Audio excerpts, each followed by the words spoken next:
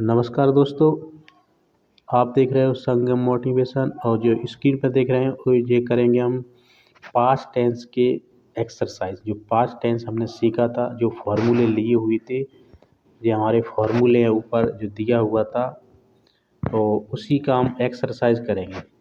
Exercise करते हैं इस तरह से, किस तरह से बनाया जाता है, बेहद इम्पोर्टेंट है। जो पास्ट इंडेफिनिट होता है, जिसकी जितनी भी हमारी पास्ट की जो स्टोरियाँ होती हैं, कहानी होती हैं, जो हमारा बीत चुका हुआ था, अधिकांश इसी टेंस में आता है और इसके लिए हमें फॉर्मूले अच्छे से याद होना चाहिए।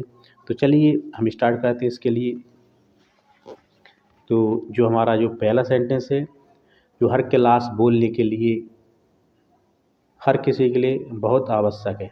वैसे ही हम समझते हैं इंग्लिश कितना इम्पोर्टेंट लैंग्वेज है, जो हमारे लिए हर कहीं अवसर देता है। यदि हम इसको अच्छे से समझते हैं तो हमारा मैं कहीं ना कहीं एक जो हमारे लिए जो एडवांटेज होने वाला है वो बिल्कुल ज़रूरी होगा। चाहे आप किसी भी प्लेस पर वर्क कर रहे हो या आप छात्र हो या किसी भी तरह से आप हो, यदि इसको आप अच्छे से समझते हैं, बोलते हैं, पढ़ पाते हैं, बोल पाते हैं, तो ये बहुत इम्पोर्टेंट होने वाला है आपके लिए।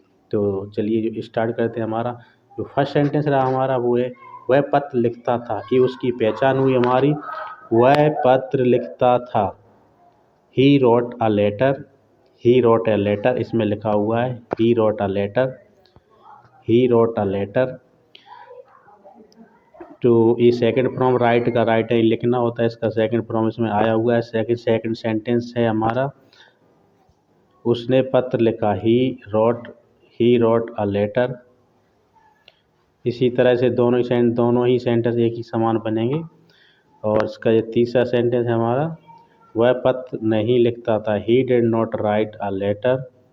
इस तरह से हमारा जो नेगेटिव सेंटेंस होगा इसके लिए। चलिए फोर्थ सेंटेंस देखते हैं। उसने उसने क्या लिखा, ही व्हाट डिड ही रोट।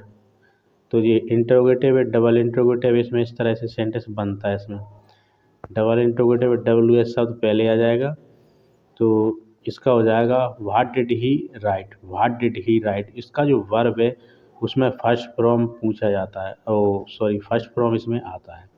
यदि वाक्य निगेटिव इंट्रोगेटिव होता है तो डिड के साथ साथ हमारा क्या आएगा, इसमें आएगा हमारा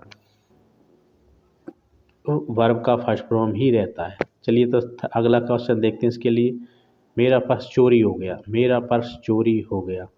इसी तरह से ये पास्ट पे आप ये टूटता है हमारा सेंटेंस, तो इसके लिए अच्छे से देख लेना। इसके लिए जो हमारा टूटा हुआ सेंटेंस, जो यहाँ पे टूटा आ ई या ए, उसी की पहचान होती है, पास्ट इंडेफिनिट की हमारी पहचान होती है।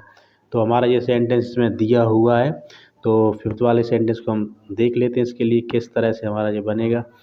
समवन, मेरा पर्स चोरी हो गया, मतलब किसी ने मेरा पर्स चुरा लिया। इस तरह से बोल सकते हैं, समवन स्टोल माई पर्स। तो इस तरह से हमारा जो बनेगा, स्टॉल स्टील मतलब होता है कुछ चोरी करने के लिए, इसमें दिया हुआ स्टील यानी होता है कोई चोरी करना। इसमें V1 V2 इसमें आया हुआ। इस तरह से जो हमें इसको याद रखना है। यदि कोई पूछता है समवन स्टॉल माई पर्स, किसी ने मेरा पर्स चुरा लिया है। डॉक्टर ने दवा लिखा, डॉक्टर ने दवा लिखा, doctor wrote medicine, doctor wrote medicine, doctor ने दवा लिखा। तो ये हमारा आएगा इस तरह से, doctor wrote medicine. Seven sentence को देख लेते हैं। वेटर ने मुझे मेनू नहीं दी, waiter did not give me menu. Give me नहीं होता है मुझे, मुझे मेनू नहीं दी। चलिए नेक्स्ट सेंटेंस कर लेते हैं इसका। बच्चों ने पाठ याद किया, बच्चों ने पाठ याद किया। अच्छे समझना है, जो हमारे सबसे पहले उसके लिए सभी फॉर्मूले होना चाहिए उनके लिए, करने के लिए हमारे लिए। तो पास्ट का जो एक्सरसाइज इस तरह से आप कर सकते हो, गूगल ट्रांसलेशन भी कर सकते हो। लेकिन जो स्क्रीन पर देख रहे हो, पहले आप स्क्रीन शॉट करने के बाद इसकी आप लिख कर उसके लिए कॉपी में लिखेंगे तो ज़्यादा बेटर रहेगा आपके लिए। स्क्रीन शॉट लेकर इसका हम अच्छे से कर सकते हैं यदि आप हमारे साथ जुड़े हुए हैं। तो इस तरह का वीडियो आपके लिए जो ट्रांसलेशन का जो बेसिक आता है, वो इस चैनल के माध्यम से हम आपको पढ़ाते हैं इसके। और मुझे लगता है कि आप जल्द ही इस चैनल के माध्यम से काफ़ी जो इंग्लिश में आपके लिए इम्प्रूवमेंट होगा, जो बदलाव होगा, जो नंबर्स का होगा, जो एग्ज़ाम पेपर देते हैं उसके लिए काफ़ी प्रभावशाली इस चैनल आपको बनाएगा। कहीं ना कहीं आप अपने आप को एक इम्प्रूव करोगे इंग्लिश में। तो जो हमारा जो 7th सेंटेंस है हमारा, वेटर ने मुझे मेनू नहीं दी। Waiter did not give me menu. इस तरह से होटल वोटल में कहीं भी बोलने के लिए हमारे लिए आता है, तो हमें इस तरह से करना ही चाहिए, आना ही चाहिए। एक नहीं कई लैंग्वेज हमें आना चाहिए, जब जाके हमारा कहीं ना कहीं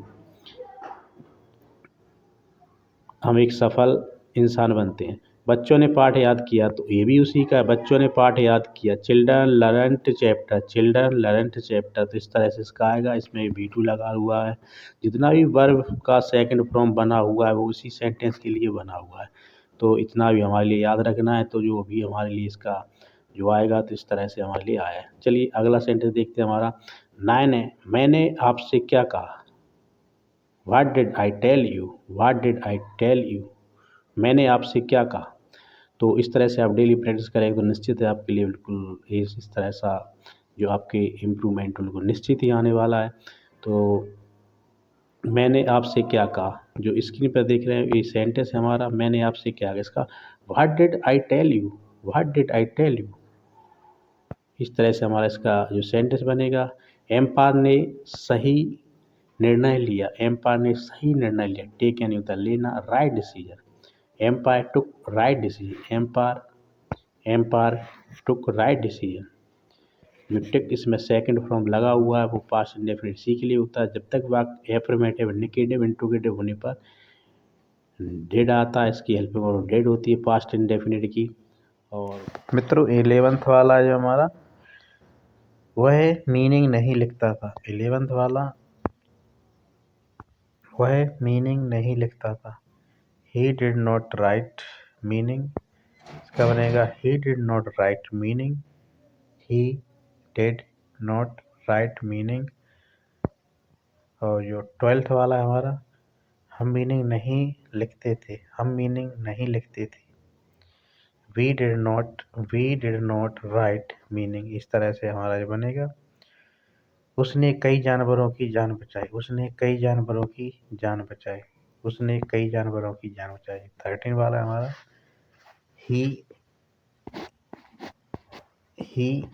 हाँ ही होना चाहिए था। he saved many animal, he saved many animal, he saved the lives of many animal। इस तरह से हमारा जो पास्ट का होता है, पास्ट की एक्सरसाइज होती है, हमारी कंप्लीट होती है। और यदि वीडियो अच्छी लगी हो तो चैनल को सब्सक्राइब करें।